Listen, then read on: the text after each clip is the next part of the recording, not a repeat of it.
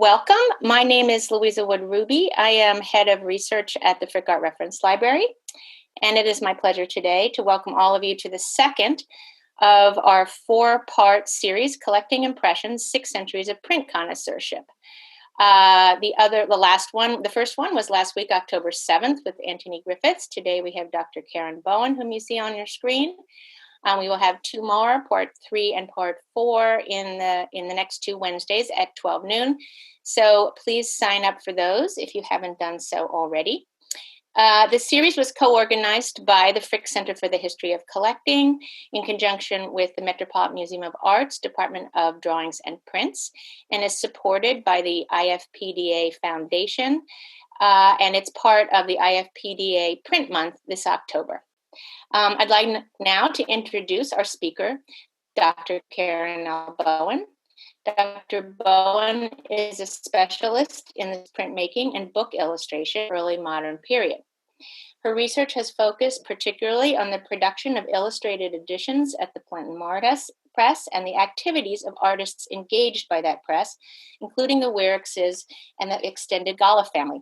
Her current projects include studies of the life and career of Charles de Malory and the activities of the Sadlers as booksellers, as well as research for a book entitled The Flourishing International Trade in Prints from Antwerp, a study of print prices and distribution networks among leading European print sellers and booksellers from about 1560 to 1640. Her past publications include Christopher Plantin and engraved book illustrations in 16th century Europe, published by Cambridge University Press in 2008, co-written with Dirk Imhoff, which was awarded the Roland H. Banton Book Prize in Art History. The article Print Prices in Antwerp, Rubens and His Contemporaries was published in Print Quarterly in 2017, and a study of the production and distribution of Jerome Nadal's Evangelicae, Historiae, Imagines, and Adnotationes and Meditationes in Evangelica was published in the library in 2019. Please join me in welcoming Dr. Bowen. Thank you, Louisa, for your kind introduction. Good afternoon to everyone attending. I'd like to thank the Frick Collection, the Metropolitan Museum of Art, the IFPDA Print Foundation for organizing and sponsoring this symposium and inviting me to participate. Today, I will discuss the part played by booksellers in the international distribution of renowned prints from Antwerp during the first half of the 17th century. I will demonstrate how the managers of the Plantin Moretus Press helped print publishers with the transport of and receipt of payment for their wares, in addition to assisting an international array of booksellers with purchases of prints that they could sell in turn to their own clients. Following a brief introduction to the Plantin Moretus Press and the artists concerned, I will provide a sampling of the range of places to which the Moretuses sent prints. I will then relate how this system of distribution worked, from how prints were ordered to the settlement of the associated costs. This will reveal the importance of diverse networks and trade routes for the dissemination of tens of thousands of prints throughout Europe. The Plantin Moretus Press was established in Antwerp by the Frenchman Christopher Plantin around 1555, when Antwerp was an important city for the trade in luxury goods and home to numerous internationally successful printmakers and print publishers. Plantin's business grew to be one of the largest in Europe and continued to thrive under his immediate successors, his son-in-law Jan Moretus I, followed by his sons Jan II and Balthasar I, and then Jan II's son, Balthasar II. Throughout, Antwerp continued to boast a burgeoning print production for the international market. The most important figures in this world whom I will be discussing today include Philip Schelle, there's a print of his on the right, who, together with Hieronymus Koch and Gerard Dioda, were among the leading print publishers in 16th century Antwerp. Philip Schelle's son, Theodor Schelle, image of his on the left, continued his father's print publishing business. I'll also be mentioning Philip Schala's sons-in-law, Charles de Malory and Adrien Collard, both of whom were successful independent printmakers and publishers. Finally, I'll also be mentioning Peter Deodat, an image of his on the right, who was the son of Philip Schala's contemporary, Gerard Deodat, as well as Michael Snijders, who was known for small, finely engraved and illuminated images. It is important to recall that of all the images that I've shown you, Philip Schala's circular engraving would have filled a single sheet of paper, but that all the rest of the images were smaller, such that they would fit just on the palm of your hand. How extensive was the Maretis' distribution of prints? Let me start with a few examples from Italy. The Maretises sent unspecified packages of images, along with orders of books, to, for example, Justus Sadler in Venice. This son of the engraver Jan Sadler I was a print publisher and a bookseller. Here you can see he received works from Theodor Galle, Charles de Malory, Adrien Collard, and Peter Deodat. The Maretises also sold prints directly to individual booksellers. For example, in 1608, Giovanni Paolo Gelli in Rome bought hundreds of books in an order that was shipped and paid for via merchants. This order included almost 5,000 prints from several leading print publishers. In particular, Philip Scala, his sons Theodor and Cornelius Scala, his sons-in-law Adrien Collard, Charles de Malory, and Peter Deodat. I'll return to the issue of the relative price of prints later on.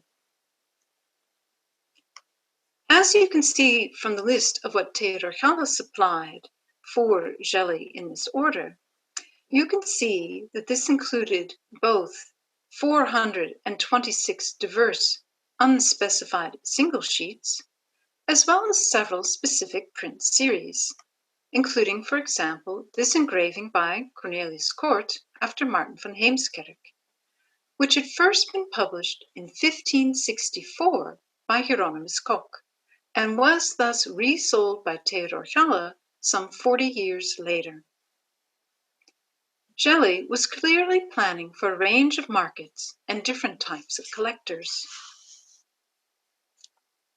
Such records as these document that hundreds to thousands of prints by various important Antwerp print sellers were making their way to distinct Italian cities via booksellers, either as unspecified packages included within the Maretises' regular shipments of books, or as images the Maretises purchased on behalf of foreign booksellers and sent them. Both forms of participation in the international print trade recur regularly with booksellers elsewhere. Print sales to Spain are scarcer, perhaps due to the lack of a reliable context for shipping. Nevertheless, in 1623, Jan Maretis II engaged his brother-in-law, the merchant Nicolas de Swert, to arrange for the transport to Seville of hundreds of books in several barrels to two booksellers there, where, among the final extra items noted for Antonio de Toro, were 3,200 prints by Charles de Malory, in addition to 4 sets of de Malory's series of images of individuals associated with the Franciscan orders. And I'm showing you the title page of that series here. There are also notably few print sales to England via the Maretises, despite important contact with such booksellers as Ascanius de Renealma and John Norton, who were interested primarily in books and maps. However, there is one very interesting exception, namely John Routnell, who sent money to Jan Maretis I via artists between 1587 and 1603. Thus, the Maretises were not the primary intermediaries for the exchange of prints, but their financial transactions with Routnell confirm his own independent contact with several Antwerp print publishers. In the example I'm showing you here, you can see the names of Jan Baptist Frins, the widow and son of Gerard de Jode, and Adriaan Collaert. In other records, for example, Philip Schalle is also mentioned. I will discuss the sale of Prince After Rubens to the London bookseller Humphrey Robinson in 1640 later on. In France, there are numerous examples of Parisian-based booksellers who assisted with the transfer of packages sent by Antwerp artists via the Moretises to the artist's own clients in Paris. In 1617, for example, Charles de Malory and Peter de Jode sent packages to the Parisian print dealer Jean Messager via the Sonius family. Also, reminiscent to the case of John Routnell in London, some Antwerp print sellers maintained their own independent contact with booksellers in France. This is evident, for example, from transactions between the Moretises and the bookseller Jean Dupuy in Lille and Adriaan Collaert. In the slide that I'm showing you now, you can see that Adriaan Collaert was evidently responsible for getting the books that Jean Dupuy had ordered from the Moretises to him. Whether Collaert traveled to Lille or whether Jean Dupuy visited Collaert is unclear. Similarly, the Moretises, in other records, sent packages to Dupuy for Collaert. And also, Collaert would give money to the Moretises for Dupuy, and the Moretises also paid Collaert money in Dupuy's name. It is important to note that the contact between the booksellers began simultaneously with arrangements via the artists, which underscores the importance of the trade in prints from the start of the contact between the Moretises and, in this case, Jean Dupuy in Lille. Not surprising, within the southern Netherlands, there were far more smaller print shipments recorded. For example, between 1592 and 98, Joos van der Straten and Courtrai ordered 1 to 2 quires of 25 pages each of mostly plain but occasionally colored prints from Adriaan Huberti of Huybrechts, a few times each year. In this example from 1594, he ordered 1 book or a quire of small images printed 8 to a page, which amounted to 200 illustrations for 18 stavers. He also ordered 1 quire of larger images printed 4 to a page, amounting to 100 illustrations for the same price of 18 stavers. Thus, the price was based on the number of pages sent, 25 in these examples, and not the number of individual prints purchased. There are even occasional sales of prints to booksellers in the northern Netherlands, despite the active local print production there. For example, Hendrik Barendsen in Amsterdam was a Catholic with long-standing good personal contact with Balthasar I and II. He occasionally bought prints and other religious items from the Moretises. For example, around 1630, he purchased richly decorated pages with the canon of the Mass, image on the left, a slightly later example, I'll admit, but they're hard to come by, and images of saints with prayers, otherwise called suffragio, image on the right. He was also sent numerous unspecified packages from Michael Snijders. But Barendsen also played another important role in the international distribution of prints.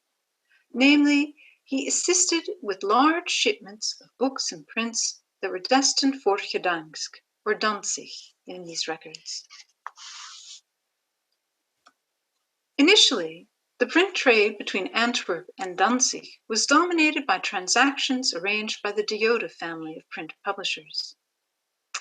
In the 1630s to 40s, the print trade between Antwerp and Danzig via the Moretises featured the booksellers Caspar and Georg Forster, who were well connected with the Polish court. For example, in 1637, Caspar Forster purchased hundreds of liturgical editions and numerous other books, as well as 1,000 illuminated images on parchment, 600 plain prints on parchment, and 1,000 plain prints on paper, all of which were shipped to him via Barensen in Amsterdam. Despite such impressive large orders, the Moretises assisted the most with print sales to Germany. Although one might naturally think of the Frankfurt fairs, there is actually a striking lack of print sales there by the Moretises themselves. Rather, this appears to have been more often the place for the exchange between individual print publishers and their own network of clients. For example, in 1614, Charles de Malory engaged the Moretises to send packages of prints to the Frankfurt Fair for approval by a certain Nicholas Bonte. Once in Frankfurt, Bonte paid for the prints that he wanted and the shipping costs, and returned the rest via the Moretises. Once back in Antwerp, some 2 months later, de Malory received his money from the Moretises, but also had to pay for the transport costs of the return of the prints that Bonte did not want. This thus would have represented an extra cost for him. And as you've observed, paying for shipping was not as we do it today, namely the person who received the item had to pay the shipping costs, not the person who sent it. Evidence of the Cologne print dealer Peter Overaert's payments for de Malory made to the Moretises at the Frankfurt fairs indicate that de Malory probably supplied him with as many as 5,800 prints per year for several years running during the first quarter of the 17th century.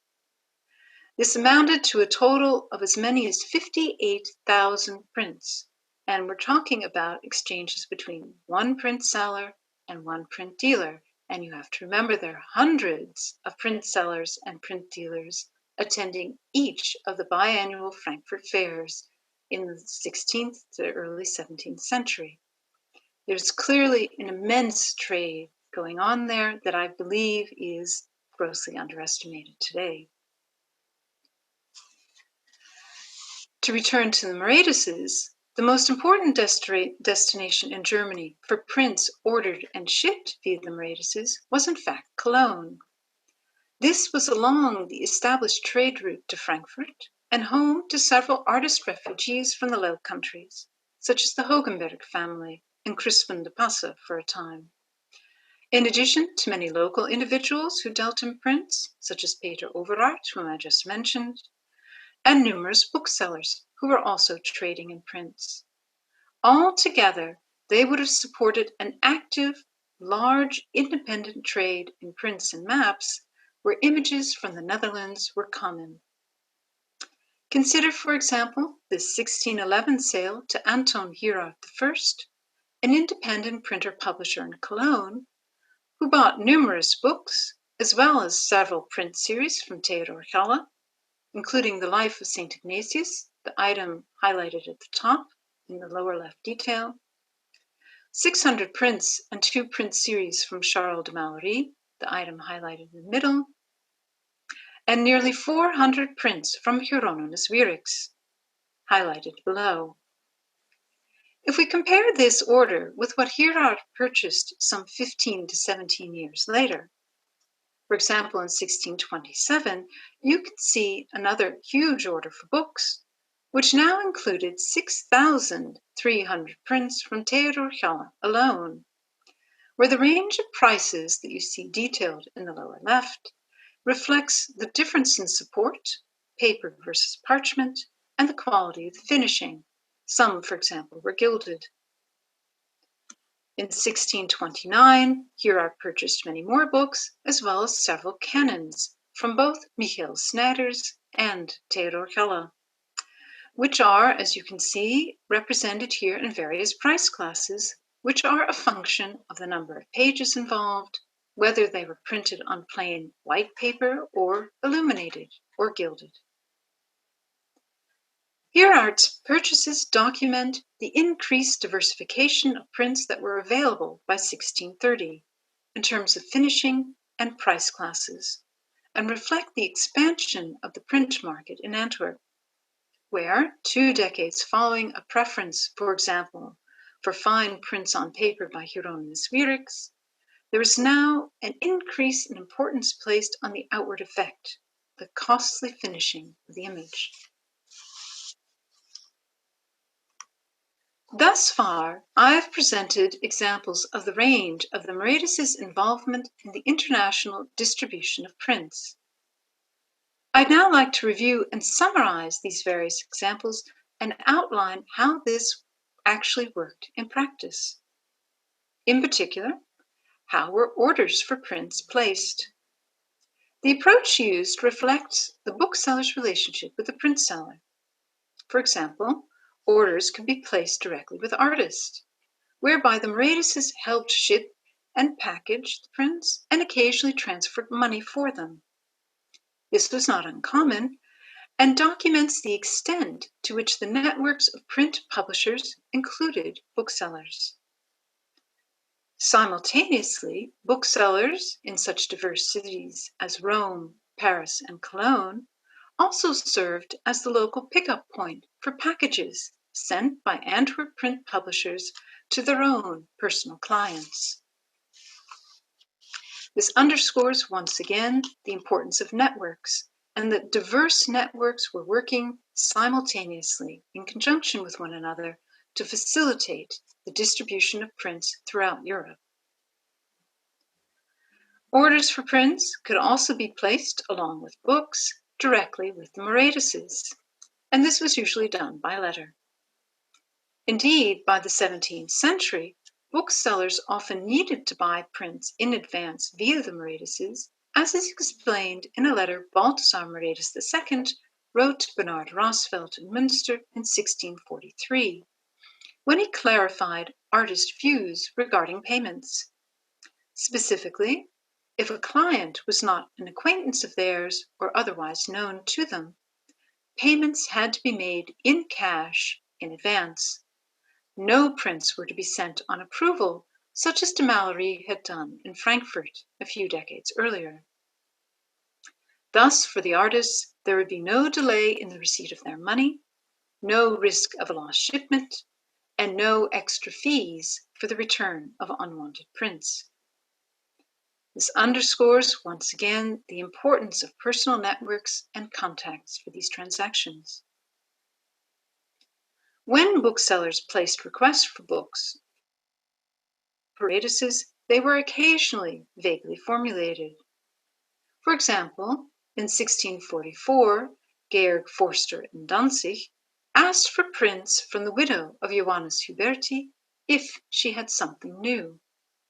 Or, in 1615, Johann Kruger of Augsburg was sent just an assortment of 1,000 images from de Malory.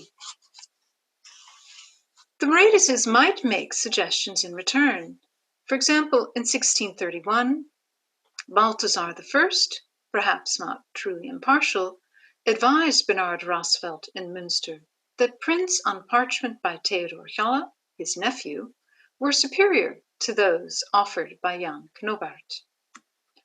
Or, in 1643, Balthasar II sent Bernard Rosvelt samples of 12 different prints from 2 different print publishers that were identified by number, which you can see in the detail at the bottom of the screen, with the details of the price and the publisher from which Rosvelt could choose. Other records indicate how detailed an order might have been in terms of the identification of the artist and the subject. When the London bookseller Humphrey Robinson purchased prints after Rubens in 1640, you can see in the detail on the left that the name of the artist, Rubens, is mentioned at the top of the order, and the subjects of the prints are listed below, including, as this detail here shows you, the start of the caption beneath the print. It was possible thus to identify exactly which rendition of this subject after Rubens was being sent. Such detail is unusual, however. Generally, the the most important specifications when ordering prints via the Maradises was the supplier, a matter of taste and the type of print one sought, the support, paper versus parchment, and whether or not it was to be colored or decorated, which also naturally affected the price and also gives some indication of the market the individual buyer wanted to serve. Those who actually designed the prints and made them are noted far less often. A good example of this is the instructions sent in 1644 by Georg Forster of Danzig, and they provide a rare view of how specific the order might be. Here you can see that it gives a list arranged according to supplier, which included Constantia van Merlen at the top, Alexander Voet below, and in some cases the name of the shop and where it was located, such as the Black Eagle on the Mer in the middle. Forster also specified the quantity that he wanted, 15, 30, 40, hundreds, and elsewhere thousands of prints, the relative size of the images, whether they were to be printed on paper or parchment, and the type of finishing he wanted, not only whether they were to be colored, but also additional forms of embellishment were specified. His remarks indicate that he had been in Antwerp himself and made such purchases personally. Moreover, he also asked the Maradises to buy 10 to 15 individual prints, colored in the usual manner and artistically made on parchment, from, notably, no one in particular, so he specified the supplier for all the previous images in bulk, but these images did not have to come from anyone in particular, as long as they appeared attractive and fit within his price range. They were, notably, for two different collectors, his patron and someone else. Thus, Forster was ordering not only for two specific collectors, but also prints in bulk for his own personal range of clients.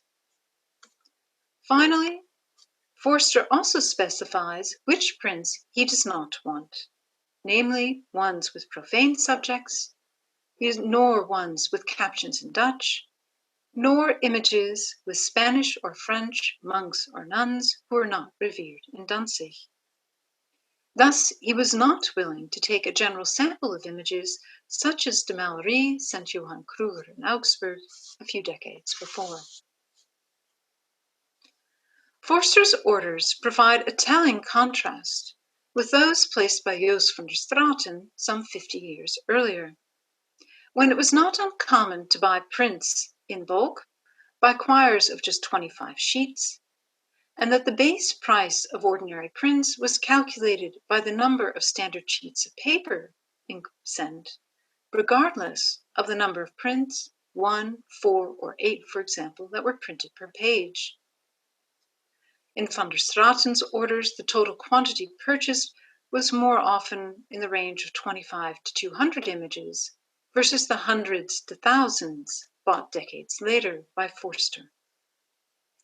Thus, by the mid-17th century, the print offerings in Antwerp had clearly expanded immensely, both in terms of the quantity of images available and the variety of finishings, where special images were bought by piece and prints in bulk were bought by the hundreds to thousands. Naturally, once you determined which prints you wanted, these had to be paid for. One could arrange to do this directly with artists, as presumably was the case with John Woutmail and Jean Dupuy, for example, who occasionally had artists help pay their debts with the Maradises. But the reverse arrangements were more common in the Maradises' accounts, whereby they received money from booksellers for artists. This was occasionally done via the Frankfurt fairs, as I've already discussed in the case of de Malory. More often, the booksellers simply put money on his account with the Maradises and then asked them to pay off their debts, as Jean Dupuy did for Adrian Collard. The Maradises also regularly purchased prints from artists directly and resold them to booksellers. This was the point of Forster's instructions discussed above, and we've seen many examples already. Yet, what I have not yet discussed is the extent to which the Moretises profited from these transactions themselves. Let us compare the prices they charged for unspecified prints in bulk supplied by Charles de Malery.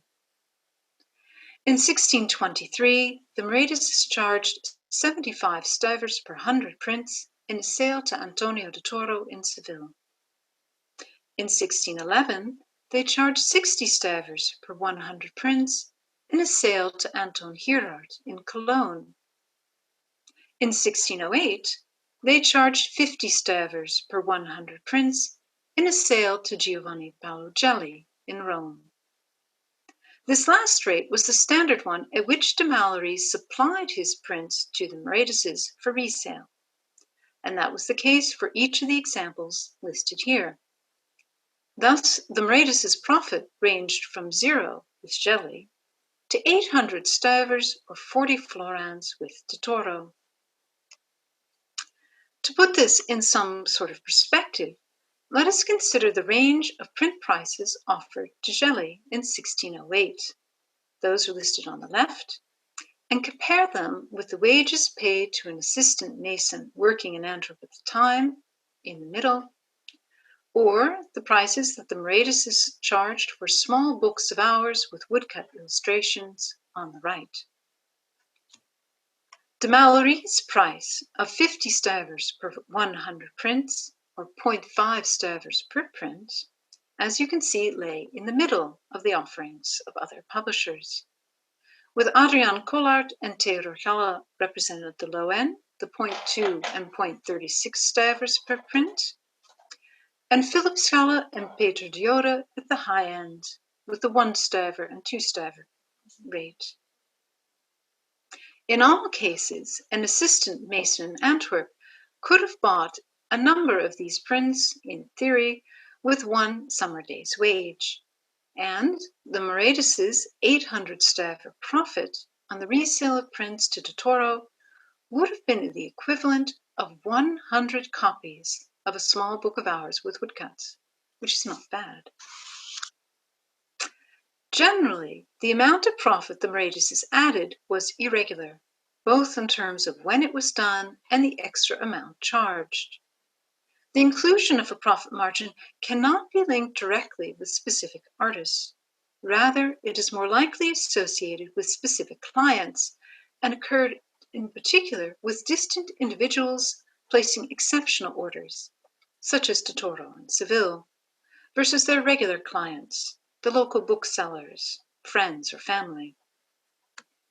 Indeed, despite the examples with which I began, usually no profit margin was added on the resale of prints to fellow booksellers. Consider, for example, the resale of 2 quires of ordinary prints from Adriaan Huberti in 1593 at cost, or the resale of 120 images of saints with prayers from Hendrik Artsens in 1626, also at cost, or the resale of 1,100 prints, including colored images on parchment from Theodor Galle to Bernard Rosveld of Münster in 1630, once again at cost. I could show you many more examples that confirm that the pattern was generally resale of prints to booksellers was done at cost. The situation was different with sales to private individuals, such as nobles and merchants, and when in those cases the Moretises would add some profit irregularly more often. To conclude, what do these examples reveal about the involvement of booksellers in the trade of prints from Antwerp? First of all, the importance of networks, personal ones, knowing the artists and the print dealers, and professional ones among booksellers and between artists and booksellers.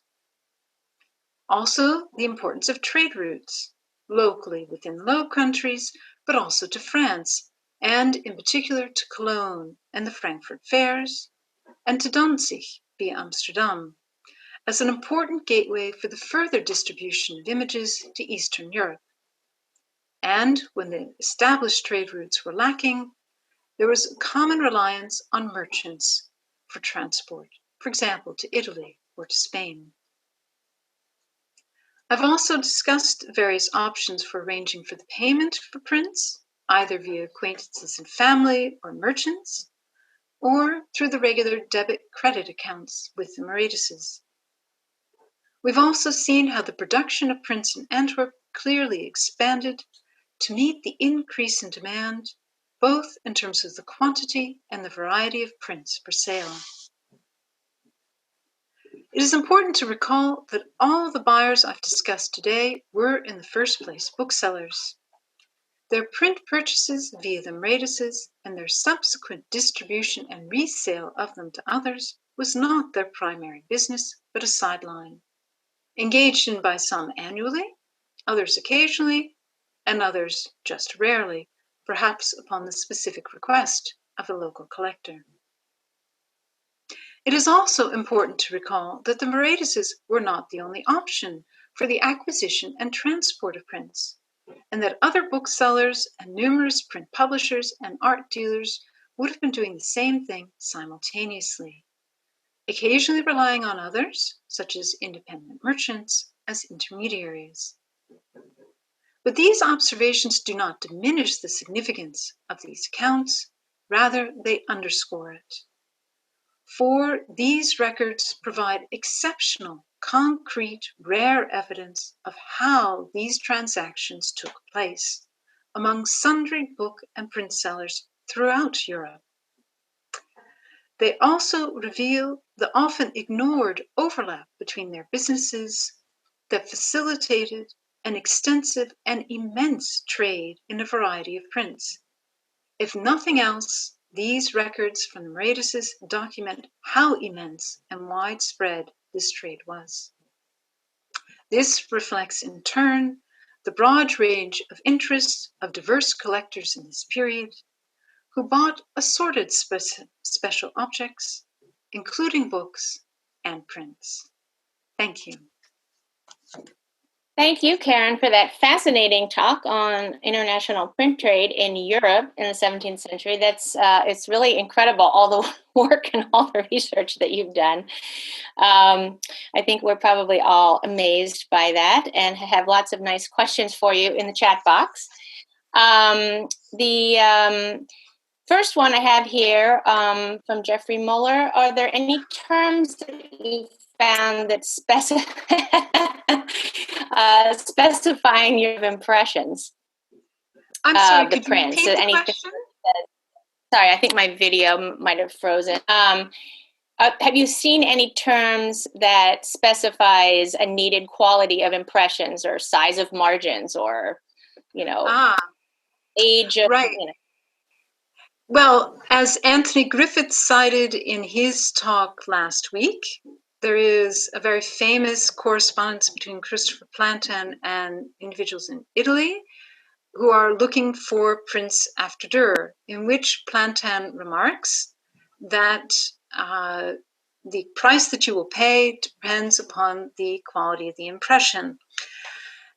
But as I would be quick to note, that's obviously a very valuable, reliable remark. Such remarks, though, are very rare, and that what the Maretises were dealing in primarily were prints in bulk, but also a mix of, as we saw with the Order to Gelli, both older images, 40 years old from Hieronymus Koch, as well as the contemporary prints, the hot off the press, what is Philip Scala produced by 1580 and send me 4 copies of each. But there are no references to margins or quality of impressions generally, I would say, except for the letter that Anthony mentioned last week from Plantin. Okay, I just want to say that please put your questions in the Q&A box because that's where I'll see them. I think Maybe someone raised their hand. I'll try and look at that later. There's a couple questions about, do you know of other research on other countries, print sellers in other countries, and trade, so from Paris to other places or Italy, are there other people working on that? And similarly, sort of reverse question, I guess, is there evidence for trade with the New World? Those are two questions. Okay, so for evidence of trade with the New World, I'm afraid I can't help you directly. We could trace, as I said, a few orders of prints going to Italy and to Spain, where primarily I think the prints then would have been gathered in Spain and then sent on to the New World. Okay. They do not go directly from the Mauritius to that far destination. So you would have to look in archives in Salamanca, for example, or Madrid to hopefully answer that question. For other studies of work of print sellers, again, Anthony focused on examples from the later 17th and 18th century. You obviously also have Gravel's work from 1986 about people who are active in the print trade in Paris in the 17th century. But there, again, she has done a great deal of work, and there are numerous archival records for, let's say, purchasing houses and legal transactions, but not nearly the resources, and that's what's really lacking, of actual print sale transactions. And that's what makes the Mauritius records so exceptional, because you know, for once, what a print seller is charging for his works while he's alive, not in an estate inventory, not a later auction, but actually while he's alive, or she in later cases, and what they are charging for their prints. Okie dokie. Let's see here. Are there any trends in the importance of authorship in the market? I guess wanting to make sure that the print was by somebody. Is there any trend that appears over the course of the time? Well, I would say from the records that I've seen that you have in the beginning, in the earlier stages in period of Plantin, 1570s to 1580s, there are, I think, more records where the specific image is really noted by title with occasional references to a designer or an engraver. As we progress in the 17th century, those references become less frequent, and the print sales are more in bulk, where just the supplier is more important versus the designer and engraver. Now, one very important exception to that are prints after Rubens, understandably, where Rubens is mentioned, and in some cases, the engravers who are involved as well. So I would say among my records, at least, the trend, but that is also perhaps goes along with the trend of buying, let's say, groups of 25 to 50, at most 100 prints, to later on in the 17th century buying hundreds to 1,000 to 2,000 or 5,000 prints, as in some cases. Then you're not going to detail them all by name, but you're going to just list them as a bulk purchase. Okay. Someone wants to know what percentage of prints were done in color, and was there any specific type of print done in color? And then do they hold up as well over time? They do not hold up as well over time depending on how they're stored. I can answer that part of it. I would say that there's clearly an increase in interest in coloring, in colored prints and prints in color. This is not printing with colored inks. This is coloring the images subsequently. Now, I did include a few examples of the print sales of colored images at the end of the 16th century, but by the 1620s to 30s, coloring has clearly become much more important. Mm-hmm. Now, as Alphonse Thijs also remarked, coloring was also a good impression of a print. So that if you are printing your copper plates to meet a huge demand and you're wearing them down such that you're just getting outlines and you're losing the fine detail, if you color it, the buyer is not going to see that loss of quality as easily. So that also goes hand in hand with the increase in production, is also perhaps an increase in coloring, which is kind of ironic because then the supplier gets to charge more for what is actually a poor quality impression to start with. Right. Right. You mentioned with the Foster prints that he specified subjects that he didn't want, but otherwise, would you say they're generally of religious subjects? When the subject is specified, well, I'm sorry. Let me think a moment. In the detailed orders for Gelly, for example, in which we have lists of what Philip Scala and Adrian Collard and Theodor Scala all supplied, there are certainly among the works supplied by the Galas a number of non-religious prints, such as the one I showed from Court after Heemskerk. Adrian Collard's production then was more religious. So you will get both. When the print production was at this time in Antwerp, it's, as many people would remind you, the bed of the Counter-Reformation, reassertion of devotion, and the use of imagery in devotion. Now, my talk was based on booksellers, but I could easily also have discussed images for the use of religious orders, whereby the Jesuits are very important buyers, but also the Capuchins, for example. So, and you even have monarchs such as Albrecht and Isabella also buying large quantities of religious images that they then distribute to specific orders or individuals or groups whom they wish to support. So the dominance of religious subject matter, I think, goes with the territory of Antwerp at the time of the early 17th century, but it is not exclusive. There are still other subjects being traded. We have quite a number of questions, so we have to move along. Was there difficulty of trading cross national borders? Were duties typically paid? You would pay duties, tolls for shipping. Mm-hmm. So not tolls per se on individual prints, but if you were going between Antwerp and Frankfurt, for example, there are various places where you had the whole shipment was levied for tolls.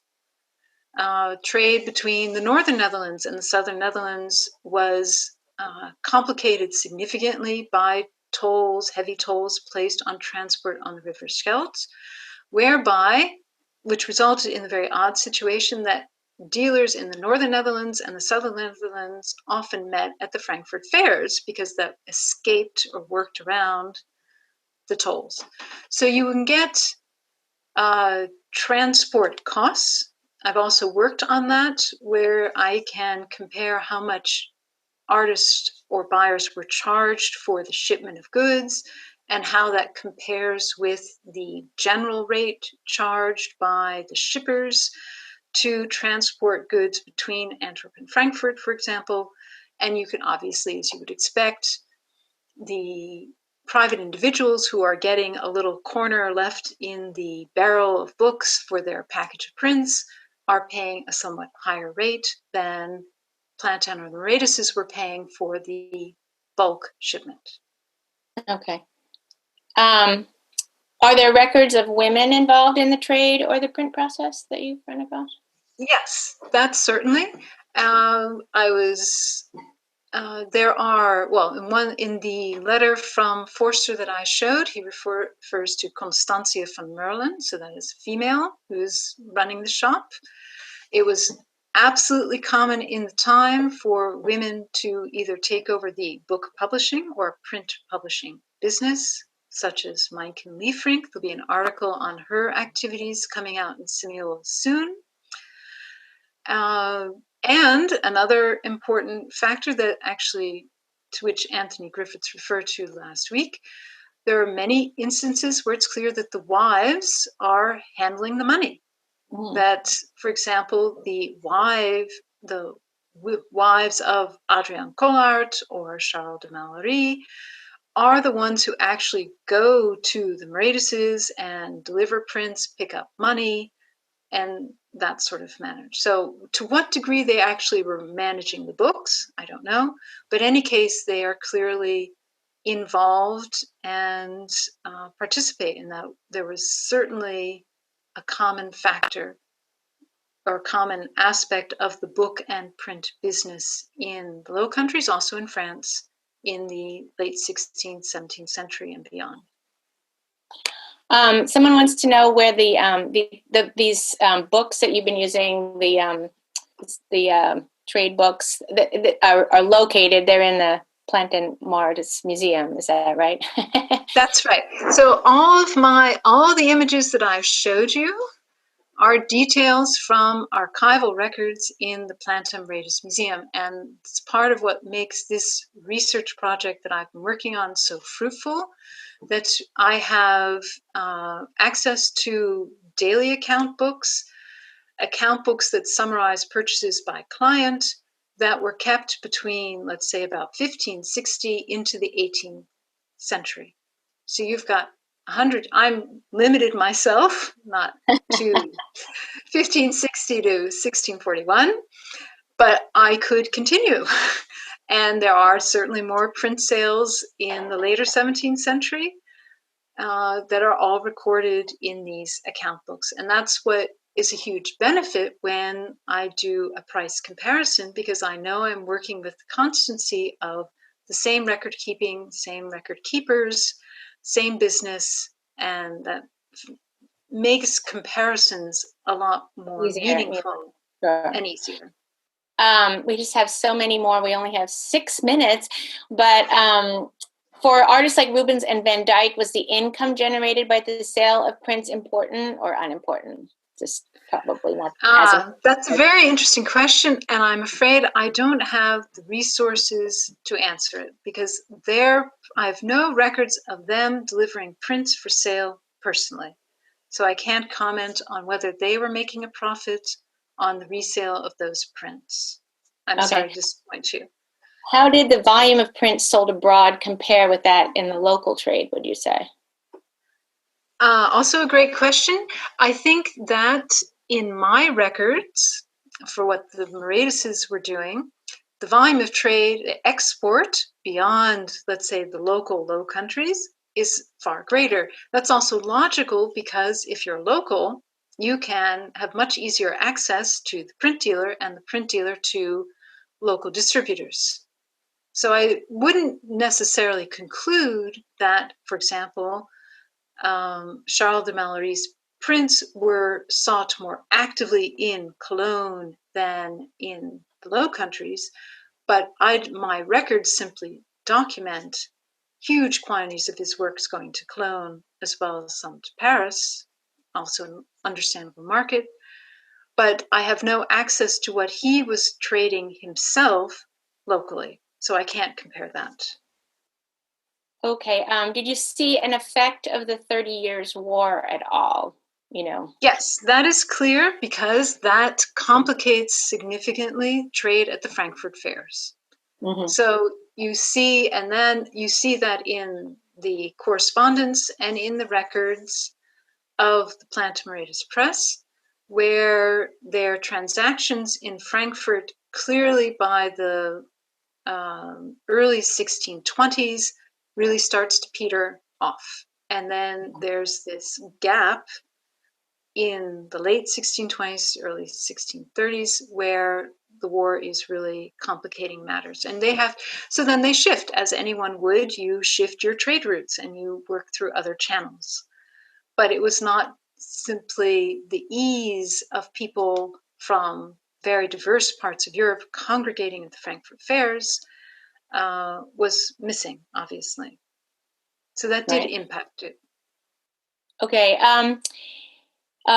Here's a question about, is there any evidence of whether they printed by need, or did they store up large numbers of prints and then, send them out from their stockpiles over the years, the way Rembrandt, from the watermark research of Hinterding, it was revealed that he printed in batches, and sometimes years later, after the print had been produced. So, the paper, you see that there's paper from 1630s, and then there's paper from 50s or something like that. The best examples of that, I think, would be to look at inventories made, for example, of Volken Dierichs, Hieronymus Koch's widow, who also, and other people were asking about examples of women working in the business. So she continued to sell Hieronymus Koch's prints decades after his death.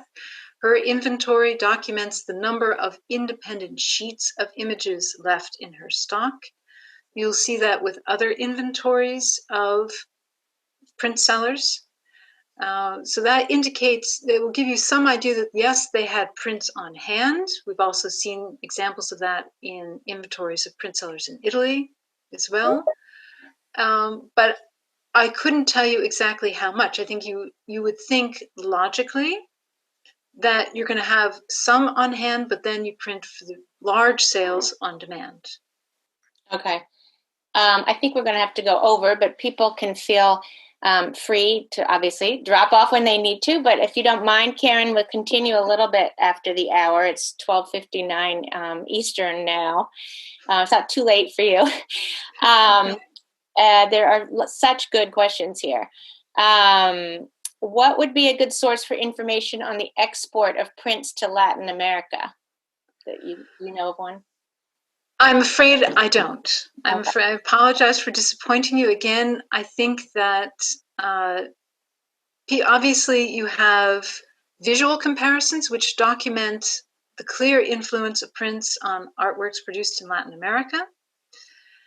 But I am not familiar with archival sources for actual shipments and transport in Spain. You could, as many people have done, compare that, for example, with shipments of books from missionaries. So you could broaden your view and consider books as well as prints to get a general idea of what was done. But I'm afraid I don't have specific sources for Latin America. As people leave, make sure that you note that in the chat box, Samantha has put registration link for the next 2 lectures in this series. And then in a few weeks, this lecture will be up on the Center for History of Collecting website video channel. And she has also posted a link there, so stay tuned for that. Now, just a few more. Well, there's tons more. I don't really know how we cut them off. I feel bad. But let's see. Oh, someone answers that question saying Archivo de Indias and Biblioteca Nacional in Spain, maybe.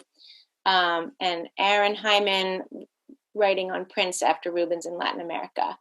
How about trade between printers and publishers in Antwerp? Antwerp's own booksellers? I guess that's a very complicated question, probably. Well, once again, what's interesting is that you see, obviously, every bookseller would have a sort of, many would create their own niche of their sort of specialty.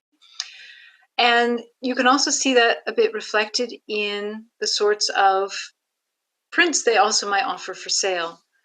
For example, they would become specialized in the production of certain images that were then inserted in books, and then those images might be sold separately as independent print series.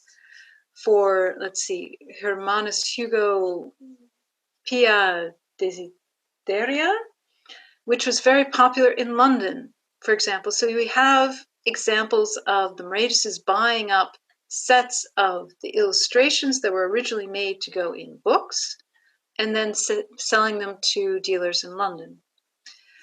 That's one example of interactions between local booksellers and dealers. The problem with doing local transactions is people are local, so they can stop by personally, and they're Right. not always recorded as extensively in these records. And I can't speak, obviously, if they did not involve the Moretises in their dealings.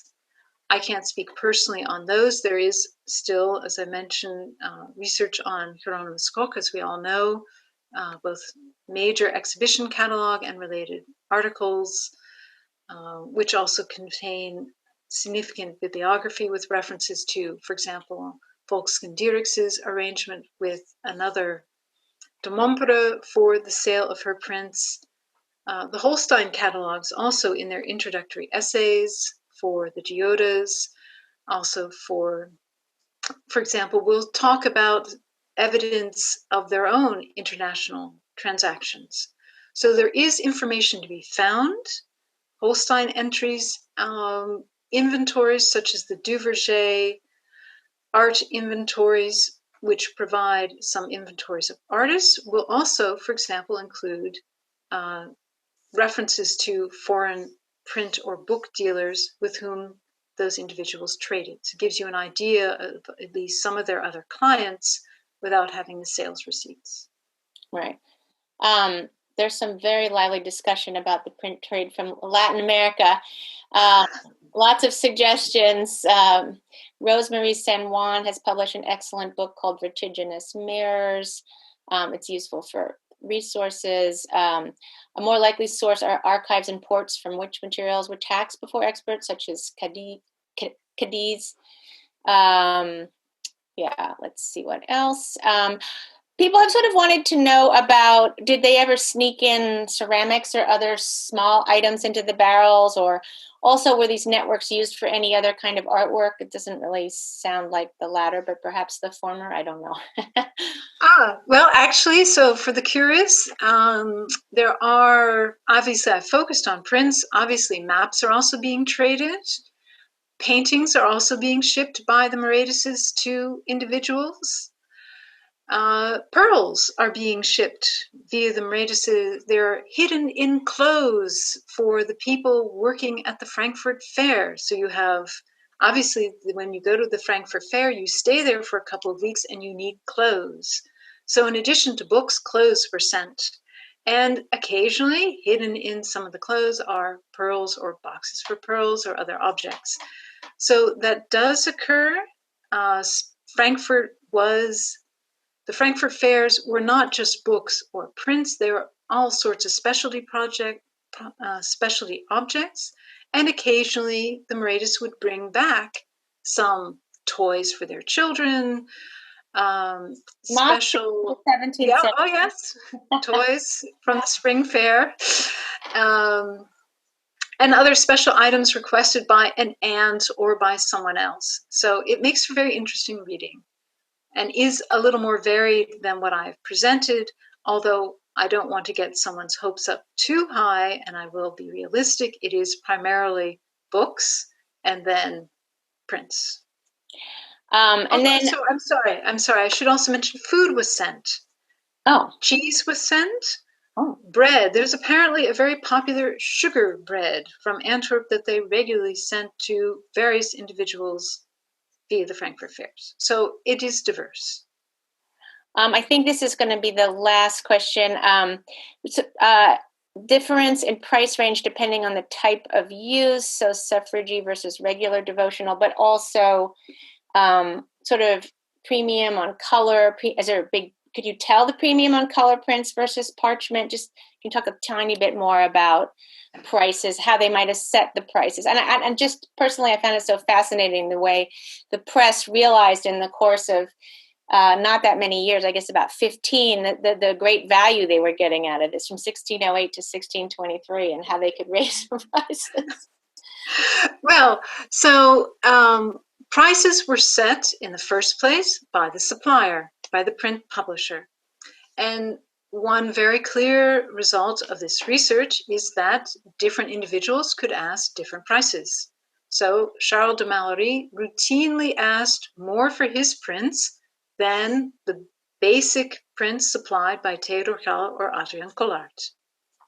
Mm-hmm. Now, in addition to that base level, and Hieronymus Wierix's prints were also more expensive than Charles de Malory. That's a very general scale that I can give you.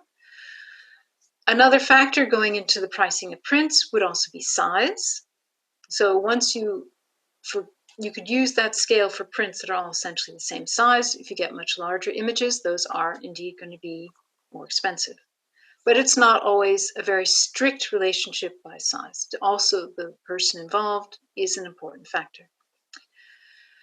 In terms of shift from paper to parchment or plain versus colored,